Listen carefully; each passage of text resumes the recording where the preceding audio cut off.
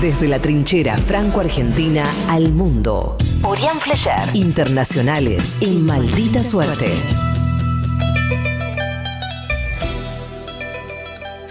Y a poco más de un año de haber asumido la presidencia de Perú, Pedro Castillo fue destituido ayer por el Congreso, detenido por cargos de rebelión y trasladado anoche a la misma sede policial donde se encuentra preso Alberto Fujimori. La historia de Pedro Castillo, como presidente al menos, es una historia realmente de la que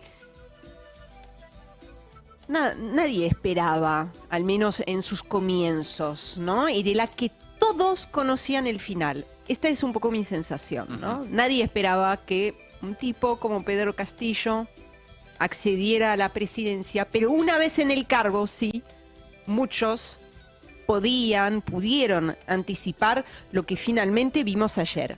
La derecha y la ultraderecha peruana vieron en la jornada de ayer la oportunidad de un nuevo relato. El maestro rural sindicalista Pedro Castillo se volvió en boca de ellos, ¿no? Dictador y autoritario. Y ellos mismos que trabajaron de forma incansable para sacarlo del poder, se convirtieron en los garantes de la democracia. En este año y medio de gestión, todos esos intentos de destitución que empezaron el mismo día de las elecciones, con acusaciones infundadas de fraude, ¿se acuerdan? Sí, claro. Bueno, a esa embestida golpista se sumaron también, hay que decirlo, las falencias propias de Pedro Castillo, la inoperancia, los nombramientos inconducentes, cuestionados, cuestionables, los escándalos de corrupción también. Y Pedro Castillo, acorralado por la derecha, distanciado de los apoyos de sus inicios, incluso del espacio político que lo llevó al poder, aislado, a la deriva, tomó ayer una decisión inconstitucional que precipitó su salida.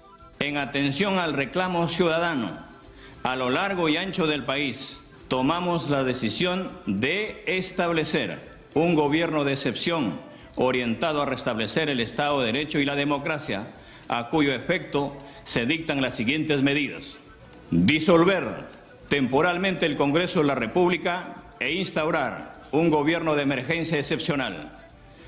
Convocar en el más breve plazo a elecciones para un nuevo Congreso con facultades constituyentes para elaborar una nueva Constitución en un plazo no mayor de 9 meses.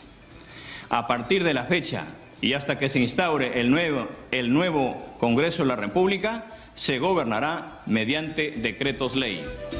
¿Qué quiso hacer con ese anuncio Pedro Castillo? Se quiso adelantar a la tercera moción de vacancia que él creía ya perdida y que se iba a votar, que ya estaba previsto, ¿no?, que votara el Congreso este miércoles. Se quiso adelantar a ese debate y entonces unas horas apenas antes anunció el cierre del Parlamento, como lo escuchaban recién, la instalación de un gobierno de emergencia con la promesa de convocar a elecciones parlamentarias y algunas otras medidas también, unas medidas calificadas de golpe de Estado por el Tribunal Constitucional.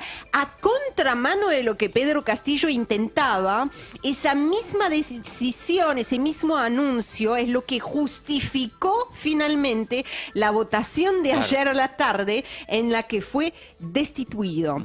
Ahora, no sé si ustedes vieron las imágenes.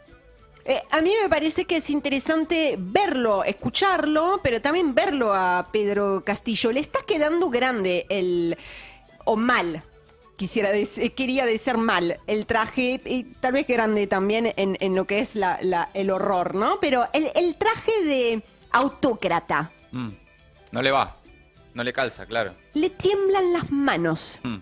Si tienen la oportunidad, fíjense en el video, le tiembla la voz, pero también le tiemblan las manos. Se le ven las hojas de papel temblantes en sus manos. Era un anuncio muy complejo también, ¿no? Era un anuncio... Sí, yo creo que era un anuncio fuerte, muy complejo porque quebraba el orden constitucional. Claro. Y además porque claramente Pedro Castillo no tenía los aliados para llevar adelante ese tipo de proceso. Claro.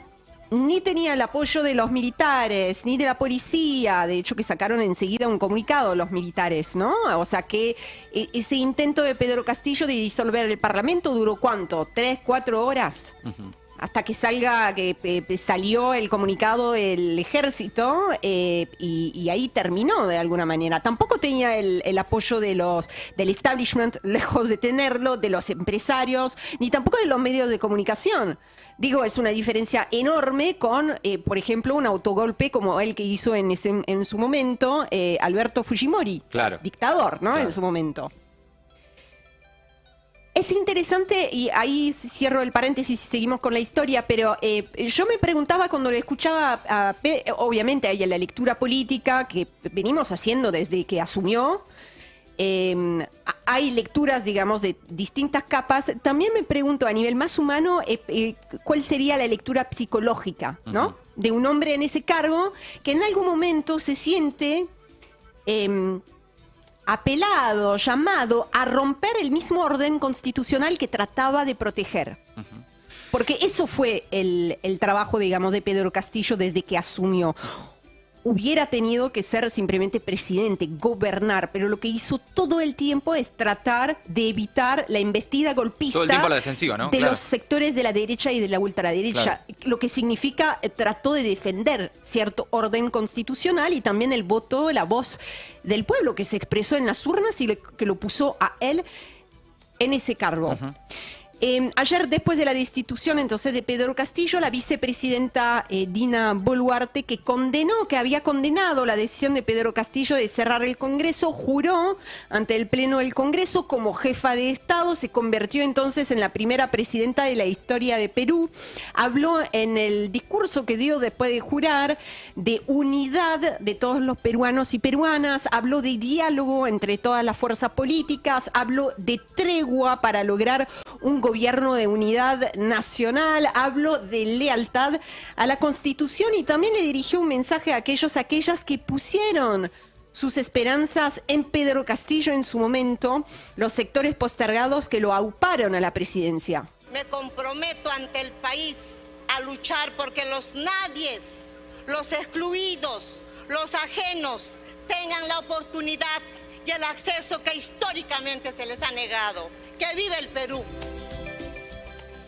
Estamos hablando de una mujer que no se conocía mucho, que no tiene mucha llegada, digamos, ni siquiera en Perú, a nivel internacional menos todavía, pero un perfil así como muy discreto, una mujer de unos 60 años, originaria de un pueblo de Apurímac, en el sur del país, que es la región andina, que hizo campaña junto con Pedro Castillo, que por eso también, ¿no?, se reconoce la promesa de escuchar y de responder a esos nadie. ¿Se acuerdan de las palabras que utilizó Pedro Castillo durante la campaña? Claro.